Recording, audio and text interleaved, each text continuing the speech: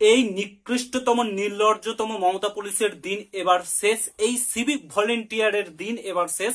এই সিভিক ভলেন্টিয়ারের দিন এবার ঘনিয়ে এসছে। এই মমতা পুলিশের দিন এবার শেষ হতে চলেছে।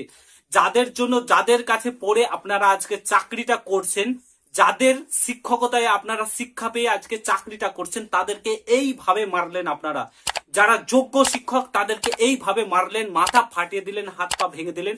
তাদের যে অধিকার, তাদের যে ন্যূনতম অধিকার সেটা চাইতে গেছিল তাদের ওপর এইভাবে আপনারা লাঠি চার্জ করলে, লাঠি পর্যন্ত ভেঙে দিলেন এবং তাদের ওপর হাত তুললেন, মারলেন এবং তাদেরকে হসপিটালে ভর্তি করলেন। এত নির্লজ্জতম এই মমতার পুলিশ। আর কত নিচে নামবে এই সরকার, এই মমতার সরকার আর কত নিচে নামবে। যারা যোগ্য তাদেরকে এইভাবে মেরে তাড়িয়ে দিচ্ছে। বিকাশ ভবনের সামনে একটা তারা প্রোটেস্ট আন্দোলন করছিল, এটা সত্য যে তারা চাকরি দিয়ে পরিশ্রম করে চাকরি পেয়েছে, তারা যোগ্যতায় চাকরি পেয়েছে, তারা পুনরায় কেন এক্সাম দেবে, কেন পরীক্ষা দেবে? দেবে না পরীক্ষা, তারা দেবে না। যারা অযোগ্য, যোগ্য তাদের লিস্ট আপনাদের কাছে আছে, সেটা প্রকাশিত করুন, ব্যাস। অযোগ্যরা বাদ যাবে, যোগ্যরা চাকরিতে থাকবে, বাহাল থাকবে। এর জন্য দায়ী পুরোপুরি আপনারা, আপনাদের সরকার।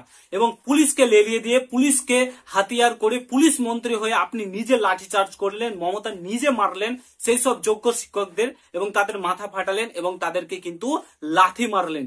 যাদের শিক্ষকতায় শিক্ষা পেয়ে আজকে পুলিশের চাকরি করছেন আপনারা, যাদের শিক্ষকতায় শিক্ষা হয়ে আপনারা সিভিক ভলেন্টিয়ারের জবটা করছেন, তাদের গায়ে আপনারা হাত তুলেন। কত বড় পাপের ভাগিদার আপনারা হলেন এটা আপনারা নিজেও জানেন না।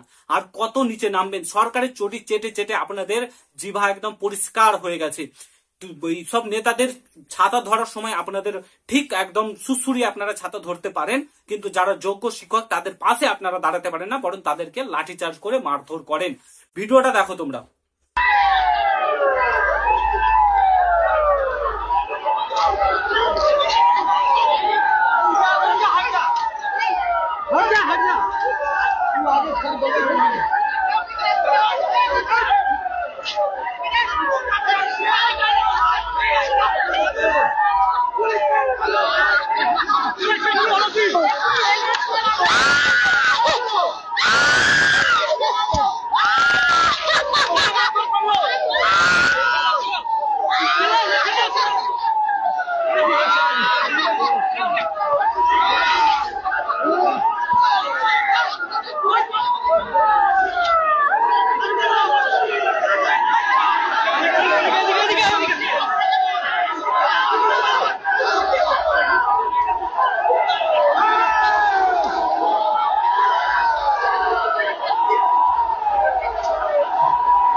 গতকালকে বিকাশ ভবনের সামনে যারা যোগ্য চাকরি প্রার্থীরা তাদের প্রাপ্য অধিকার চাওয়ার জন্য গেছিল, সেখানে পুলিশ মন্ত্রী তথা মুখ্যমন্ত্রী নিজে, যিনি পুলিশ মন্ত্রী রয়েছে, তাদেরকে পুলিশকে লেলিয়ে দিয়ে তাদের উপর লাঠি চার্জ করে, তাদেরকে মারধর করে। ঠিক আছে, অযোগ্য পুলিশ ঢুকে থাকলে এরকম তো ব্যবহার করবেই।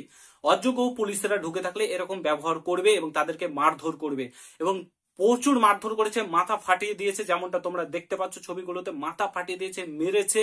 এবং মানে এখানে শেষ নয়, এই আন্দোলনটাকে ভাঙচে দেওয়ার জন্য মমতা সরকার কি করেছে, তৃণমূলের গুন্ডাগুলোকে এই আন্দোলনে ঢুকিয়ে দিয়েছে। ঠিক আছে, এবং এটাকে ব্যর্থ করার চেষ্টা করেছে এই আন্দোলনটাকে। ঠিক আছে, তো এই যোগ্য অযোগ্য লিস্টটা প্রকাশিত করে দিলে এত তো ঝামেলা থাকে না। শুধুমাত্র অযোগ্যদের বাঁচানোর জন্য কত নিচে নামবে আর এই সরকার। অযোগ্যদের বাঁচানোর জন্য শুধুমাত্র এদের ওপর, যোগ্যদের ওপর লাঠিচার্জ করছে। তারা কেন এক্সাম দেবে, নতুন করে এক্সাম দেবে কেন? কারণ তাদের এখন বর্তমানে বয়স সেই পর্যায়ে চলে গেছে, তারা যোগ্যতার ভিত্তিতে চাকরি পেয়েছে, তারপরেও আবার কেন তাদেরকে পরীক্ষা দিতে হবে? পরীক্ষা দিতে হবে না, তারা পরীক্ষা দেবে না। তাদেরকে এইভাবে কেন মারধর করবে? পশ্চিমবঙ্গবাসী তোমরা এগুলো দেখতে পাচ্ছ না?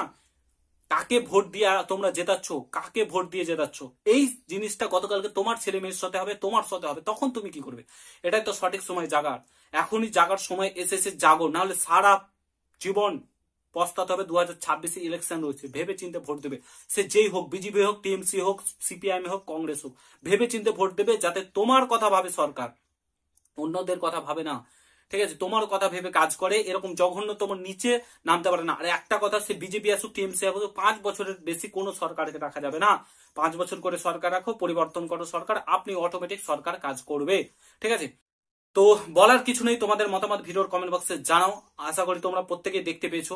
এখানে তোমাদের মতামত অবশ্যই ভিডিওর কমেন্ট বক্সে জানাবে। ভিডিওটা আমি এখানে সমাপ্ত করছি। ভালো লাগলে শেয়ার করো, চ্যানেলে নতুন হলে অবশ্যই সাবস্ক্রাইব করে যাও। দেখা হচ্ছে নতুন ভিডিওর সঙ্গে। ভালো থেকো, সুস্থ থেকো, গুড বাই, জয় হিন্দ, বন্দে মাতরম।